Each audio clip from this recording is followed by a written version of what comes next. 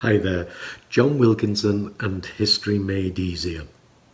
And another video on China, this one looking at what the Chinese themselves called the Century of Humiliation. China's Century of Humiliation began with the First Opium War, a war fought because Britain wanted to continue shipping opium to China from India. A trade that, though it created untold misery, also returned a very nice profit for the British. The Chinese understandably wanted the trade stopped, but having defeated them, the British had their way, and in the Treaty of Nanjing, signed in 1842, got everything they wanted and more. Any Chinese monopolies of trade were abolished. 5 ports were opened to British trade, including Shanghai, which would come to have 100,000 foreigners living there. British traders would be allowed to reside in the ports and would benefit from special concessions. For example, the right to build consulates, warehouses and merchant houses. And in designated areas, British laws and customs took precedence. This became known as extraterritoriality. A fixed tariff was later agreed, and Hong Kong was ceded to Britain, and China was required to pay an indemnity of $21 million to cover the cost of the war and the opium that the Chinese had destroyed. The opium trade, of course, continued. This was just the prelude to China being prized open by European powers and America. They chose not to opt for formal imperial control. China was too far away, and besides, there was no need. Instead, they forced China to agree to a series of individual treaties known as the Unequal Treaties and the so-called treaty ports. This was informal empire, which gave the same benefits with less cost and less hassle. The treaties had 4 characteristics: the opening of treaty ports to foreign trade and to foreign residents, the fixing of external tariffs, extraterritoriality, which removed foreigners from Chinese judicial processes, and what came to be known as the Most Favoured Nation Clause, which guaranteed that any future treaty that had improved conditions for those foreign powers, no matter who it was concluded with, would be applied to all earlier treaties. And they also won the right to build and control railways, which will become important when the Japanese are looking for an excuse to invade Manchuria, something I'm sure you already know about. True, a second Opium War and the Boxer Uprising necessitated further intervention, but on the whole, the imperial powers reaped maximum benefits from China at minimal cost, and in the process, China's sovereignty was severely undermined. The Japanese also got in on the act, and the Sino-Japanese War of 1894 resulted in another crushing defeat for the Chinese, as the rapidly industrializing and increasingly aggressive Japanese, previously regarded as inferior to the Chinese, took control of a technically independent Korea, though in reality one of those long-time fixtures in the Chinese tributary system. And the Treaty of Shimonoseki added further humiliation on China. It lost Taiwan and the Liaodong Peninsula in southern Manchuria, 4 further treaty ports were created, and the Japanese were given the right to build factories and other enterprises in them, which by the terms of the Most Favoured Nation clause meant that that would be applied to all the unequal treaties. And China was again forced to pay huge reparations, 3 times the government's annual income. The Boxer Uprising at the end of the 19th century was essentially a peasant movement, largely pro-Qing, but most definitely anti-foreigner, anti-Christian, and against foreign interference in Chinese affairs. Totally against the unequal treaties. Interestingly, a peculiar trait of the movement was that the spirit boxers were of the belief that after a simple ceremony, a deity would imbue any young man pure in heart with protection from foreign bullets. It didn't work out. The Qing government was left in a dilemma. They were under pressure from the Western powers to suppress the movement. There was also concern that any popular movement might turn against the dynasty if it sided with the hated foreigner.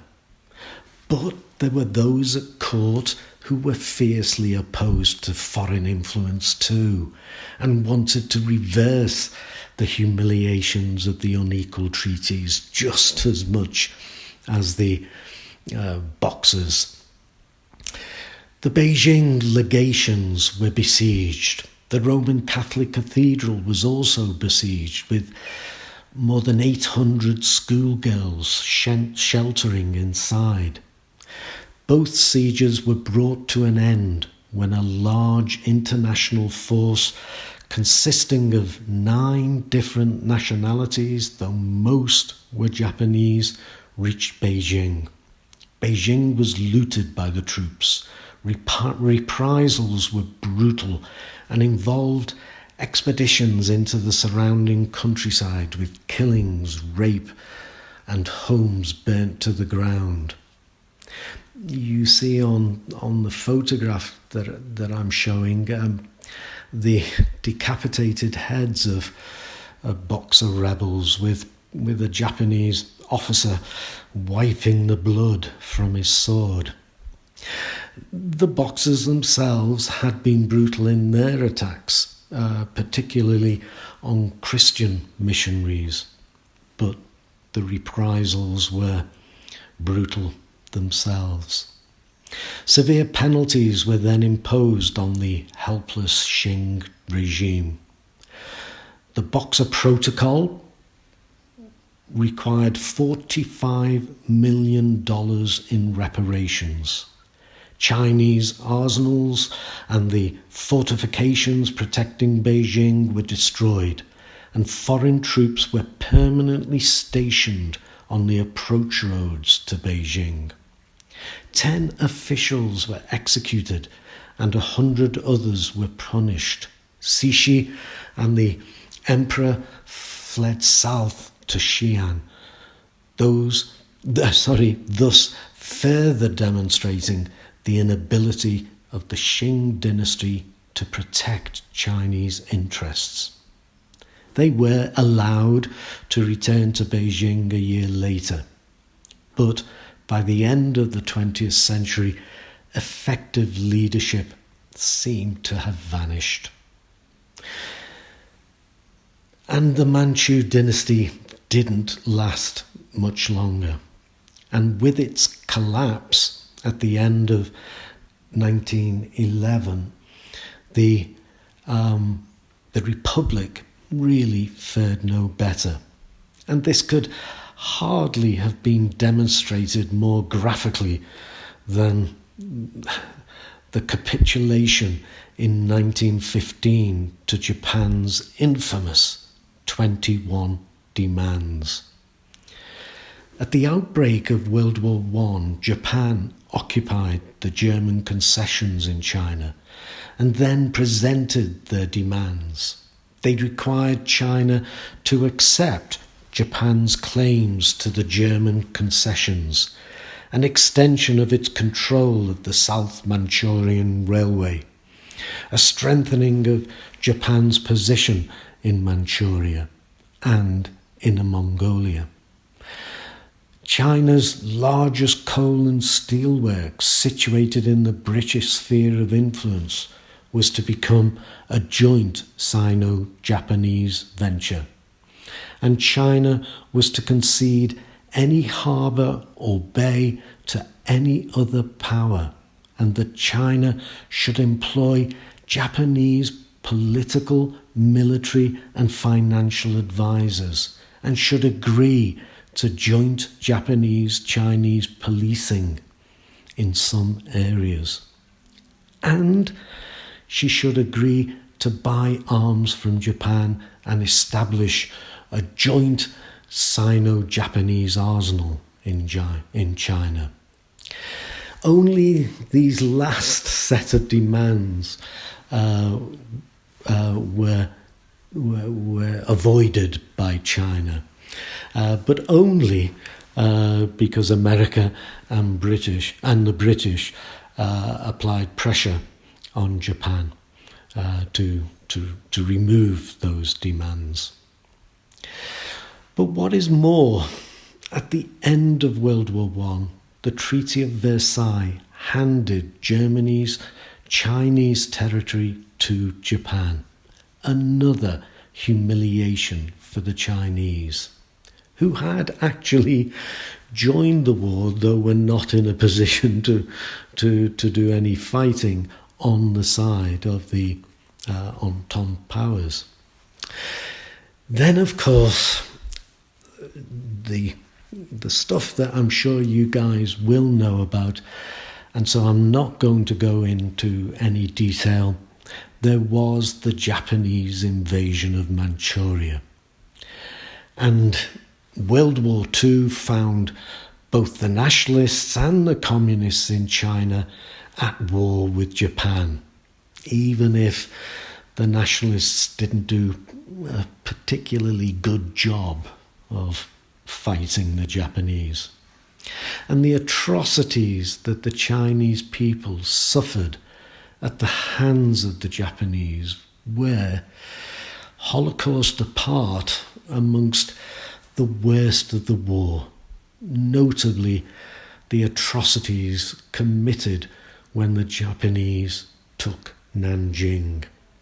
So bad were those atrocities, with people butchered on the streets and women raped in their thousands and thousands, that it came to be known as the Rape of Nanjing.